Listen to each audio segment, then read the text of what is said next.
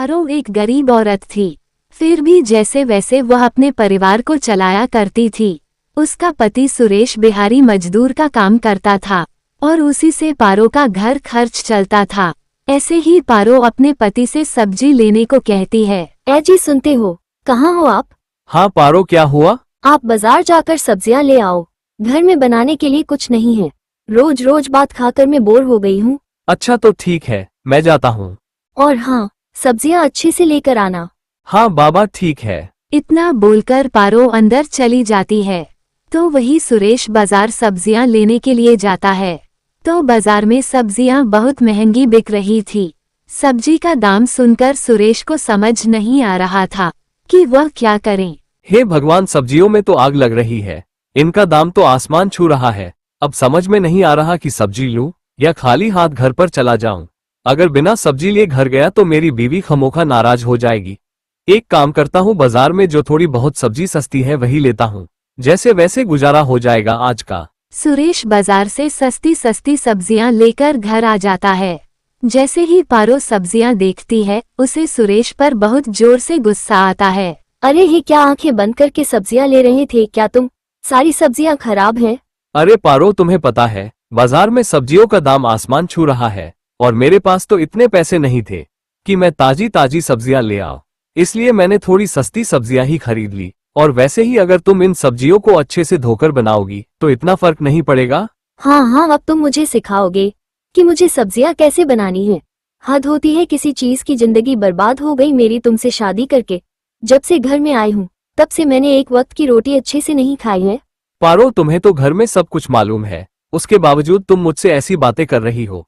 तुम्हें तो पता ही है कि मैं दिन का 200 तो दिन का 300 कमाता हूँ।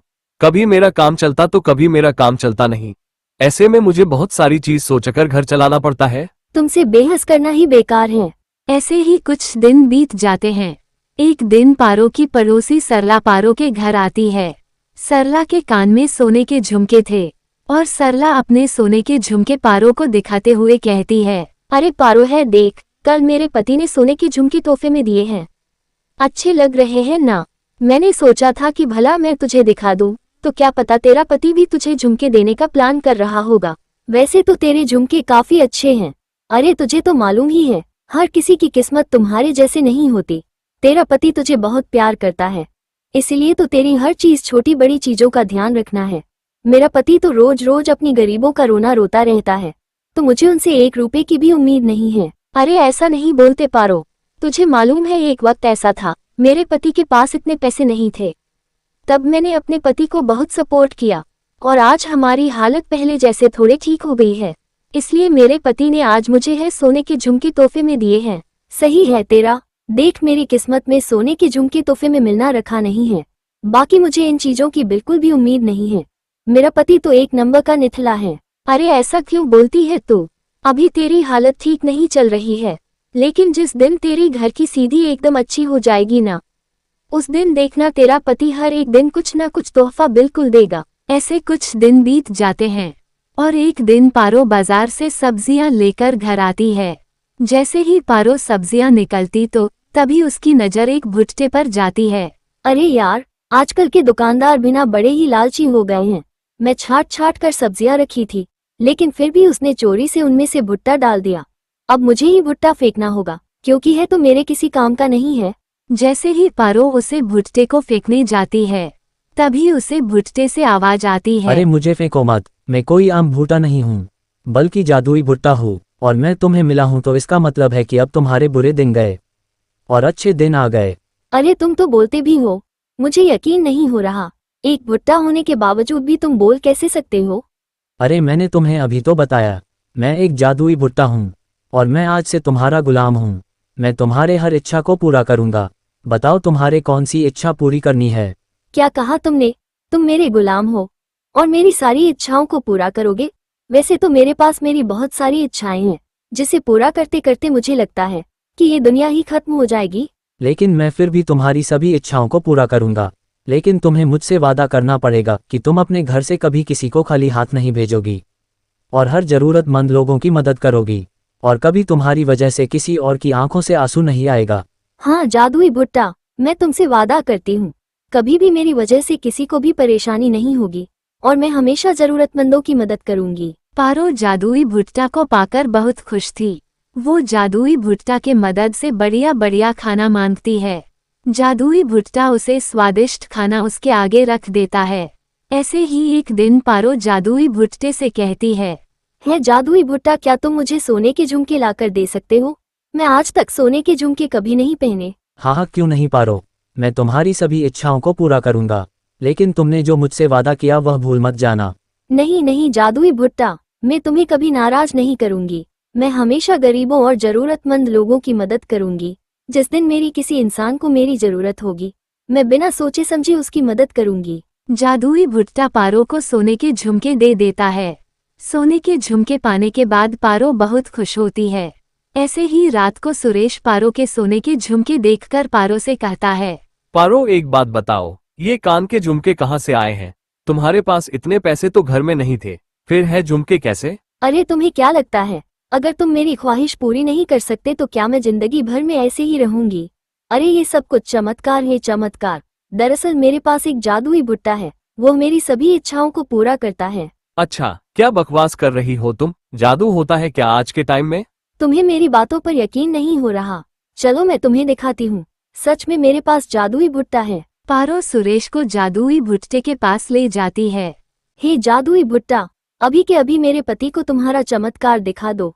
कुछ ऐसा करो कि तुम उन्हें जादुई भुट्टा हो। जादुई भुट्टा अपने जादू से सुरेश के लिए कुछ पैसे उसके सामने रख देता है। ये देखकर सुरेश भी हैरान हो जाता है। अरे वाह, ये तो सच में बहुत ही कमाल की चीज है। हम तो अभी एकदम से अमीर बन जाएंगे। देखो मेरा कमाल, सच कहा है किसी ने बीवियों का जवाब नहीं होता। अब देखो कैसे हमारे दिन बदलते हैं। अब हमारे पास किसी भी चीज की कोई कमी नहीं होगी। ऐसे ही दिन बदलते जाते हैं। धीरे धीरे पारो के थॉट हाथ ही बदल चुके थे। अब छोटा सा घर एक बंगले में बदल जाता है। उसके घर के आगे गाड़ियां थी। पारो के पैर अब जमीन पर नहीं पड़ रहे थे। ऐसे ही एक दिन सुरेश पारो के पास आता है और कहता है, अरे पारो, तुम्हें पता है मेरी मौसी की तबीयत बहुत ज्यादा खराब है और उनके इलाज के थोड़े पैसे लगेंगे। क्या तुम उनके इलाज के लिए 2 लाख रुपए दे सकती हो? क्या कहा तुमने? 2 लाख रुपए, वो भी तुम्हारे मौसी के इलाज में? पागल हो गए हैं क्या? अरे पैसे पेड़ पर लटके हैं क्या? तुम्हें मालूम भी है कितने मुश्किल से हमारी गरीबी वाले दिन गए हैं। मैं नहीं चाहती किसी और के लफड़े में पड़कर मैं फिर से अपने वो बुरे दिन याद करूं। अरे तुम समझने की कोशिश क्यों नहीं करती हो? अरे तुम्हारे आगे कोई भी इंसान जिंदगी और मौत के बीच लड़ रहा है और तुम ऐसी बातें कर रही हो। देखो मेरे पास ना अनजान लोगों के लिए फालतू समय नहीं है। तुम चुपचाप यहाँ से जाओ। ऐसे ही कुछ दिन बीत जाते हैं। एक सुबह एक गरीब बुद्धि नानी पारो के घर पर आती है। अरे कौन है?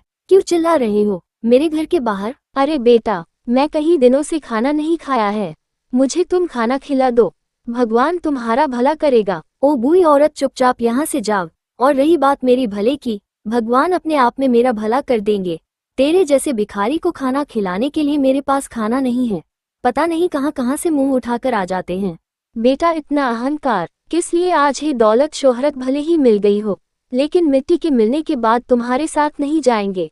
मरने के बाद इंसान को 4 खंडे की जरूरत होती है। अगर तुम लोगों से व्यवहार बड़ा रखोगी तो उस वक्त को ही तुम्हारा साथ नहीं देगा। सुबह सुबह मेरा दिमाग खराब करने की जरूरत नहीं है। चुपचाप यहाँ से जाओ और दोबारा ही गंदी शक्ल लेकर मेरे घर मत आना। पारो की इतना बोलते ही भिखारी नानी माता रानी का रूप ले लेती है। ये देखकर पारो के पैर तले जमीन खिसक जाती है। पारो माता रानी से माफी मांगने लग जाती है। तभी माता रानी पारो से कहती है, आज तुम्हारे अहंकार ने सब कुछ छीन लिया है। अब से तुम अपना वही गरीबी वाला ही जीवन जियोगी। अब से कोई जादुई शक्ति तुम्हारी मदद नहीं करेगी। नहीं नहीं माता रानी, आप मुझे माफ कर दीजिए। मैं दौलत शोहरत के चक्कर में बहुत ही ज्यादा अहंकारी हो गई थी। मैं वादा करती हूँ अब आपसे मैं कभी ऐसा नहीं करूँगी। मुझे एक मौका दे दीजिए हे माता रानी। पारो माता रानी से माफी मांगती रह जाती है और माता रानी हमेशा हमेशा के लिए वहां से गायब हो जाती है। अब पारो फिर से अपनी पहले वाले जीवन में वापस आ जाती है। पारो को अपने किए पर बहुत पछतावा महसूस हो रहा था। इंसान कभी कभी अहंकार में इतना अंधा हो जाता है कि उसे सही गलत की समझ में नहीं आती। और ऐसा ही पारो ने किया।